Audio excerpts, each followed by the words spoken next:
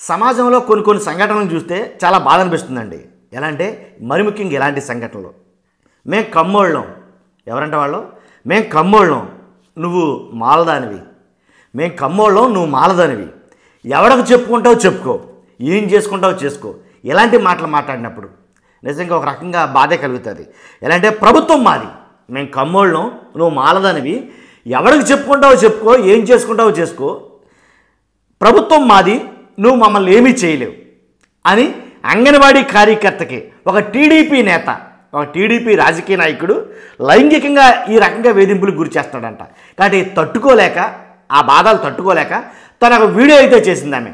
ఆ వీడియో చేస్తూ తన బాధను ఆ వీడియోలో వ్యక్తం చేసింది. ఏంటంటే మాట వినకపోతే విధుల నుంచి తొలగిస్తాం, ఉద్యోగాన్ని నుంచి తీసేస్తాం అని బెదిరించడమే కాకుండా పల్నాడు జిల్లాలో అసలు చాలా దారుణాలు అయితే జరుగుతున్నాయి. పల్నాడు జిల్లా మొత్తం మీద టీడీపీ నేతలు కావచ్చు, కూటమిలో చాలామంది కూడా పల్నాడు జిల్లాలో మన మామూలుగా జరగట్లా, చాలా గొడవలు అయితే జరుగుతున్నాయి, కేసులు జరుగుతున్నాయి, దారుణాలు జరుగుతున్నాయి. దాంట్లో ఇది ఒక దారుణమని అనుకోవాలా. పల్నాడు జిల్లాలో జరిగిన ఈ దారుణం తనను ఆదుకోవాలని ముఖ్యమంత్రి చంద్రబాబు నాయుడు గారికి బాధితురాలు మొరపెడుతుందండి. ఈ విషయం, ఈ సంఘటన సోషల్ మీడియాలో వైరల్ అవుతుంది. ఈ సెల్ఫీ వీడియో నిజంగా ఎలా అంటే అగ్ర కుల అహంకారం అనాలా, లేకపోతే ఆధిపత్య అహంకారం అనాలా, ఏమన్నా అర్థం కావట్లా. ఎలా అంటే మేము కమ్మోళ్ళలో నువ్వు మాలదానివి, ప్రభుత్వం మాది, నువ్వు మమ్మల్ని ఏమీ చేయలేవు, నా కోరిక తీర్చకపోతే నిన్ను ఉద్యోగం నుంచి తీసేస్తా అని ఒక అంగన్వాడీ కార్యకర్తపై టీడీపీ నాయకుడు వేధింపులు, బెదిరింపులు, దౌర్జన్యాలు ఇలా జరుగుతూ ఉంటే, కాబట్టి హత్యలతో రాష్ట్ర వ్యాప్తంగా మారుమోగుతున్న పల్నాడు జిల్లాలో తాజాగా వెలుగు చూసిన ఈ ఘటన, ఈ సెల్ఫీ వీడియో బాగా వైరల్ అయిందండి. కాబట్టి ఒక్క విషయం ఎలా అంటే ఆమె ఏం మాట్లాడిందో ఆ మాటలు విన్న తర్వాత మిగిలిన మాటలు మాట్లాడుకుందాం.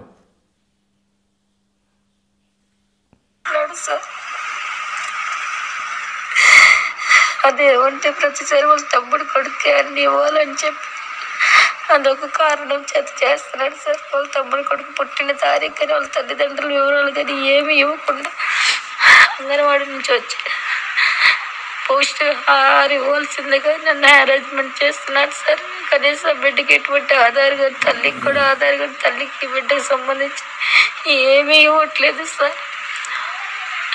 ఆధార్ తెచ్చుకో అన్నీ ఇస్తున్నారని ఇస్తానని చెప్పినా వినట్లేదు సార్.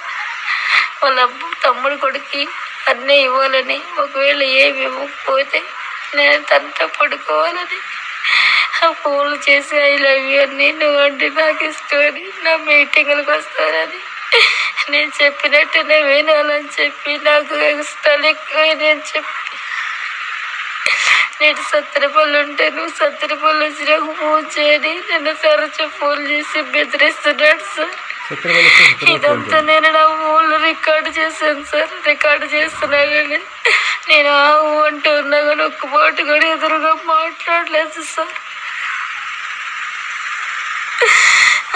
గ్రామ పెద్దలు కూడా సంప్రదించారు సార్. నేను ఎమ్మెల్యే గారి దృష్టికి కాడే విషయాన్ని తీసుకెళ్తే ఎమ్మెల్యే కన్నా గారు నా పట్ల సారి ముందుతో దయతో వెంటనే సీఏ గారికి ఫోన్ చేసి పోలీస్ స్టేషన్లో కేసు పెట్టమని చెప్పారు సార్. సార్ వెంటనే స్పందించారు సార్ నా మాటకి.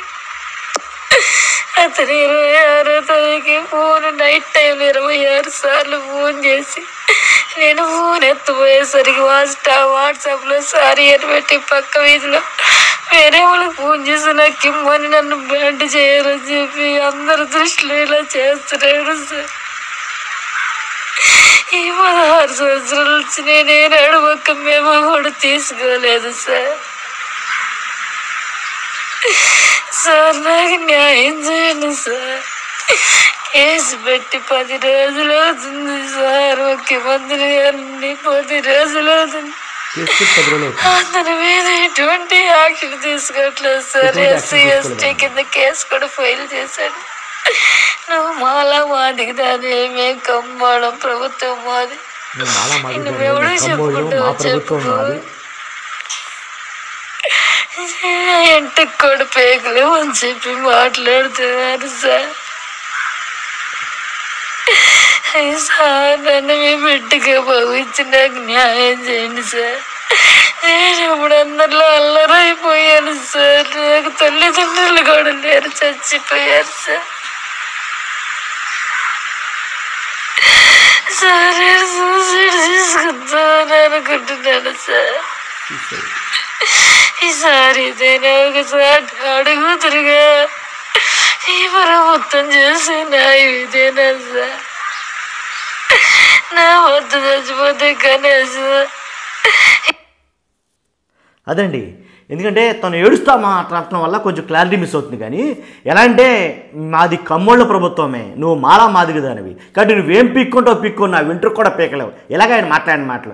కాబట్టి అంతేకాదు తనేం బాధపడుతుందంటే నాకు తల్లిదండ్రులు లేరు, చనిపోయారు, భర్త లేడు, 2 పిల్లలతో ఉన్నాను, ఎలా అయితే కనుక అందరిలో నవ్వులు పాలు చేసేశారు, నా బతుకుని అన్యాయం చేసేశారు, కాబట్టి నేను న్యాయం చేయండి, నేను కంప్లైంట్ ఇచ్చాను, 10 రోజులు అవుతుంది పట్టించుకోవట్లేదు, ఇలా తన బాధనంతా వెళ్ళకెక్కింది ఆ వీడియోలో. కాబట్టి అంతేకాదు ఇంకోటి ఏంటంటే ఒక్క నిమిషం అలా ఎలా అంటే చాలా దారుణంగా అయితే కనుక తన బాధ పెట్టాడని ఆ మహిళ మాట్లాడటం మనం విన్నాం ఇప్పుడు దాకా.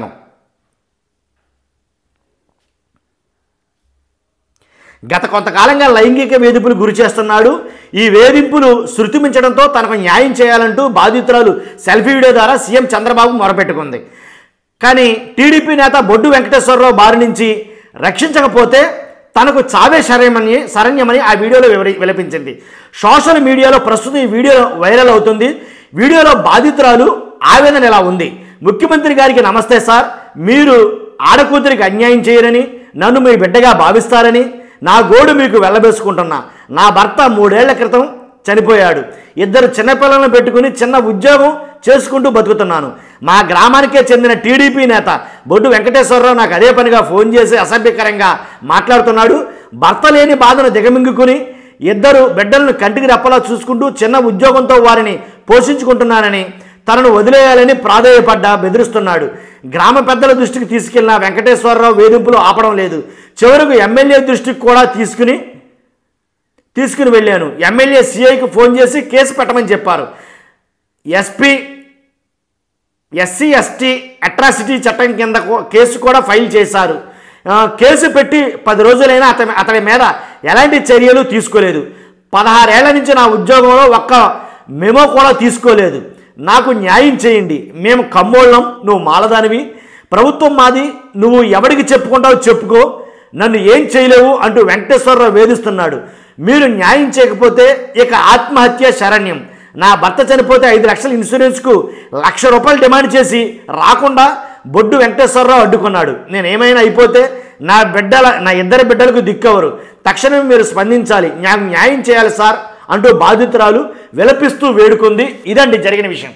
అర్థమైంది కదండి. కాబట్టి అంటే అది ఎంతవరకు న్యాయం? కాబట్టి కుల అహంకారం అనాలా, లేకపోతే అధికార అహంకారం అనాలా? ఇది ఎంతవరకు సమంజసం? ఇంకా ఎక్కడుంది ఇంకా సమాజం, ఇంకా ఎక్కడున్నాం మనం? కాబట్టి ఇలాంటి వాళ్ళని ఖచ్చితంగా నన్ను అడిగితే కనుక న్యాయాన్యాయాలు విచక్షించి పరీక్షించి తగు చర్యలు అయితే తీసుకోవాలని అభిప్రాయం. కాబట్టి ఖచ్చితంగా ఇలాంటి వాటి మీద మీరు ఖచ్చితంగా స్పందించాలి. మీరు స్పందించాలంటే మీ అమూల్యమైన అభిప్రాయాన్ని కామెంట్ రూపంలో తెలియజేయండి. అంటే ప్రభుత్వం మాదేనా, కమ్మోళ్ళదేనా? కాబట్టి మా ప్రభుత్వం కాబట్టి మేము ఏమైనా చేయొచ్చనా ఏంటనేది మీ అభిప్రాయం తెలియజేయండి. ఫస్ట్ లైక్ చేయండి. ఇలాంటి ఇన్ఫర్మేషన్ ప్రతి ఒక్కరికి తెలియాలంటే బాధ్యతగా మీరు లైక్ చేయండి, మీ బాధ్యత. అంతేకాదు కొత్తగా మన ఛానల్ చూస్తే పక్కాగా సబ్స్క్రైబ్ చేయండి. Thank you very much.